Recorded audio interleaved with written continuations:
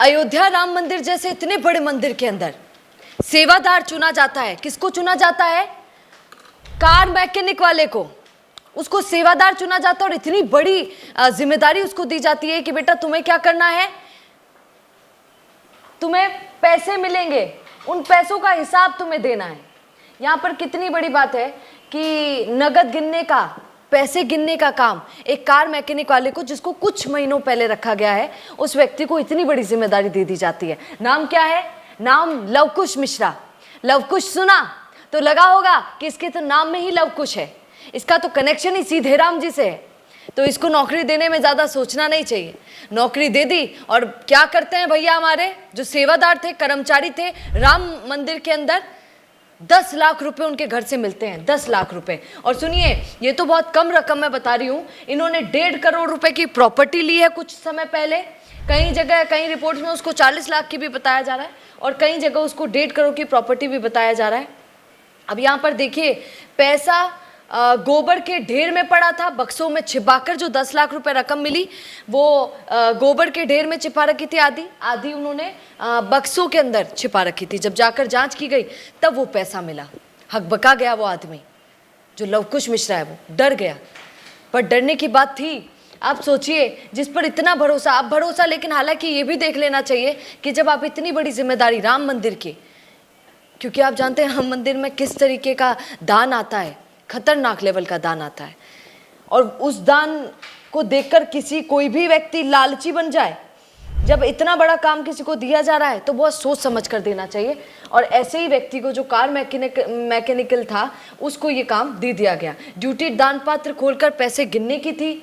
गिनती के दौरान कुछ पैसे अलग छुपाने का आरोप उस पर लगा है। पता चल रहा है कैमरे की निगाहों से छिपकर उसने कैसे न कैसे वो पैसे छिपाकर जो रिकॉर्ड दिया, वो रिकॉर्ड कुछ और था और पैसे साइड में कुछ और किए गए।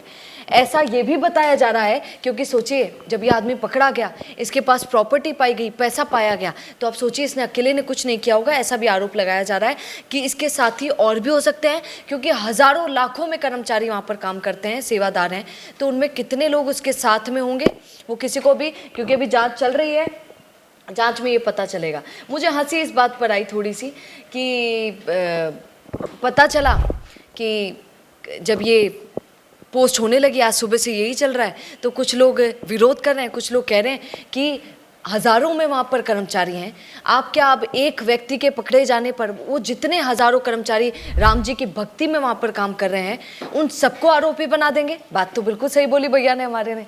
पर कुछ तो पकड़े गए, उनका क्या? हाँ, कुछ लोग भक्ति भावना के साथ भी वहाँ पर काम कर रहे हैं, उसमें कोई दोहराए नहीं है, पर कुछ तो सच्चे पकड़े गए। एक और बात आपको बता देती हूँ, आज सुबह से एक और वीडियो धड़ल्ले से वायरल हो रही है। किस मंदिर की है मैं नहीं बता पाऊंगी, पर भारत के ही किसी मंदिर की है, ये बता सकती हूँ आपको।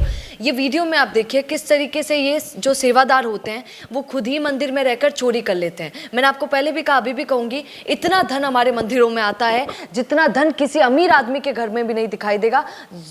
मतलब जो सर्वश्रेष्ठ होगा, यहाँ का सबसे अमीर आदमी भारत का, उसके घर पर भी आपको कभी इतना धन नजर नहीं आएगा जितना हमारे मंदिरों में नगदी होता है, ज्वेलरी होती है, सोना होता है, बिस्किट होता है, पता नहीं लोग क्या क्या रख कर जाते हैं।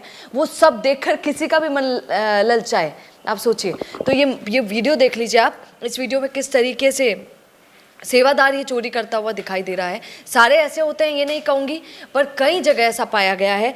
तिरुपति बालाजी सबसे, अब आपको बोलूँ तो अजीब लगेगा, पर अमीर कैटेगरी में अगर कोई भगवान आते हैं, जो सबसे ज़्यादा वहाँ पर धन की कोई कमी नहीं, तिरुपति बालाजी, जहाँ पर दर्शन करना इतना मुश्किल होता है, उस मंदिर में 2025 में वीडियो वायरल हुआ था। स्टाफ द्वारा दान की राशि चोरी करने का 100 करोड़ रुपए का गबन हुआ है, ऐसा बीजेपी ने आरोप लगाया था 2025 के अंदर।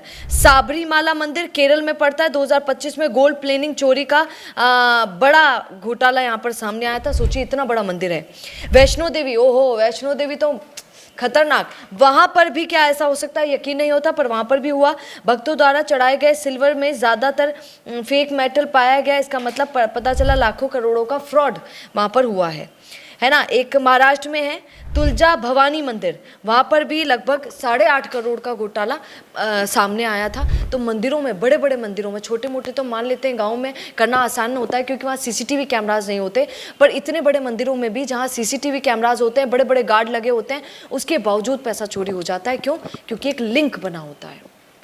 कोई अकेला आदमी ये नहीं कर सकता है, वो लिंक बना होता है। खैर, सबको वैसी नज़रों से देखना यह आरोप होगा, गलत बात होगी, लेकिन जो ये पकड़े गए हैं, जांच पड़ताल बहुत लेवल पर होनी चाहिए, तब पता चलेगा कि, और सुरक्षा भी इस तरीके की होनी चाहिए, आगे चल के ऐसे काम ना हो। क्या इस पर कहेंगे बताइएगा। नमस्कार। रुकिए और जरा ध्यान से सुनिए। क्या आप हमारी इन खबरों से अपने व्यापार को भी बढ़ाना चाहते हैं?